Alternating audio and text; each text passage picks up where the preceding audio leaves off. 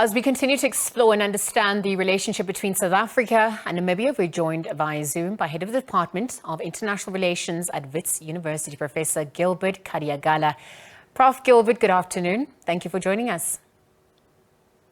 Good afternoon. All right, so Prof, we obviously saw a little earlier on, hosted by President Cyril Ramaphosa, also received by Minister of International Relations, Dr. Naledi Pandor, and Minister Thulas Nxesi, Minister of Employment and Labour. Hage Geingob, the President of Namibia, that visit to South Africa. Perhaps you could walk through how important this visit is by the President of Namibia for both countries. President Geingob came to power in 2015, and this is the first state visit he's making to South Africa. So these visits are often very routine because the issues that they cover are issues that are fairly well known. But I think the importance of this visit is that it is, as I said, his first visit here to South Africa to, in fact, reinforce the existing relationships.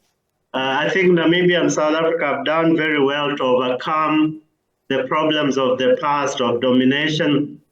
But the big element here is that the ANC and SWAPO, the ruling party in Namibia, have been very close over the years.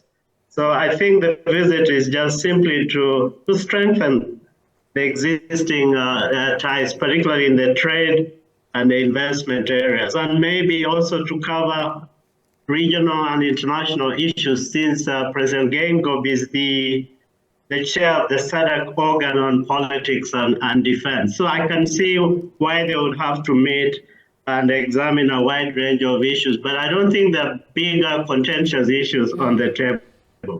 Prof, for those who don't have context, on the back of what you echoed about it being President Geingob's first visit to the country, since he was elected somewhat back in 2015, what are some of those notable bilateral relations shared by the two countries over the years? And what could be done, by the heads of state to improve their bilateral relationships and friendship for that matter?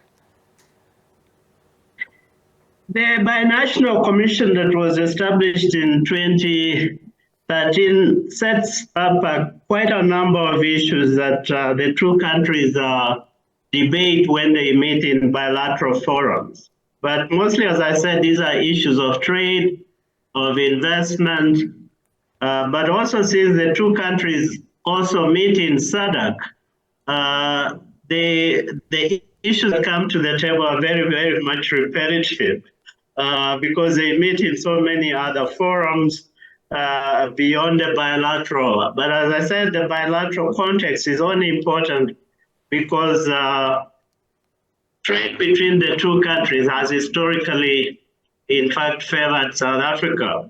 So I can understand why the Namibians would also want to come to the table and talk about the trade imbalances and how they can overcome that problem of trade and investment imbalances. But South Africa being the regional power, actually, and South Africa and Namibia being part of the Southern African Customs Union, there is a lot that they share, even on the trade and investment horizon. Prof, thank you for that context. I also want to move to an earlier point that you mentioned, about the issue of security within the SADC region. Yes. Perhaps as these matters come to the fore, both regionally, continental, even international matters for that matter, perhaps you could talk to what's on the table. Eswatini has elections coming up this year, the DRC as well as Madagascar. But there's obviously, issues further afield, including the Palestine conflict and the Ukraine-Russia conflict. How would you weigh in on whether these will, take precedence during the discussions? I think the two countries see eye to eye on most international issues. Issues around Palestine, the Ukraine war, they don't differ substantially on those bigger international issues. Similarly, I think when you come to the region, the big issues are around the DRC, the conflict in the DRC, the conflict in Mozambique. SADC has been involved very proactively in the Mozambican conflict, and it is actually the leadership of Namibia that was at some point at the very forefront of pushing for the SADC intervention force. So it's been, as I said, they speak with one voice on these issues. So a meeting of this nature is primarily to strengthen those very positions, even on issues like Eswatini.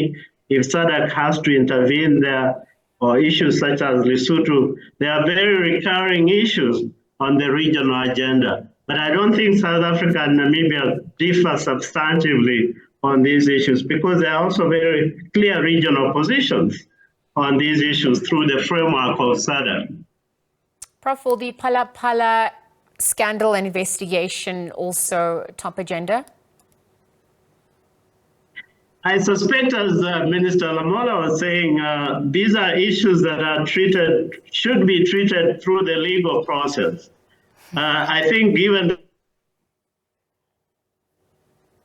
I think a bit awkward to have that issue as a bilateral issue because there are already mechanisms, legal mechanisms at work. And so I suspect that that was the official position. And I think the minister is correct. It will not be very, very nice to raise these kinds of issues because there are other mechanisms that are handling them. Prof. Given the very personal nature of the Phala conflict, the Phala matter here. Well, Prof, thank you for that diplomatic answer. Perhaps just in conclusion, we've seen quite a number of countries making state visits to South Africa. How would you weigh in on this? What is the significance of this, perhaps going forward? Can you repeat the question again? I was saying that this year in South Africa, we've had quite a number of countries, visiting our shores coming on state visits. I just wanted to know, in your opinion, what this all may amount to. What is the significance of this, particularly for South Africa? The significance is that South Africa is a regional player. And countries that come here, particularly countries like Russia, China, the United States, are interested in South Africa's position on these matters. So it's not just within the Southern Africa region, but Africa as a whole. So it has that unique position, therefore, of being the entry point for external actors who want to engage on African issues and who also want to engage on global issues. We remember the debate on Russia and Ukraine and so on. Ukraine-Russia issues, all these are bigger questions that South Africa has a voice on. And these countries, when they come here, they really want to signify that South Africa's voice needs to be heard. Prof, thank you for your time here on the SABC. We'll leave that conversation there, just exploring and just helping to understand the relationship between South Africa and Namibia. Head of Department of International Relations at Wits University, Professor Gilbert Khadiagala. Thank you to him for his time.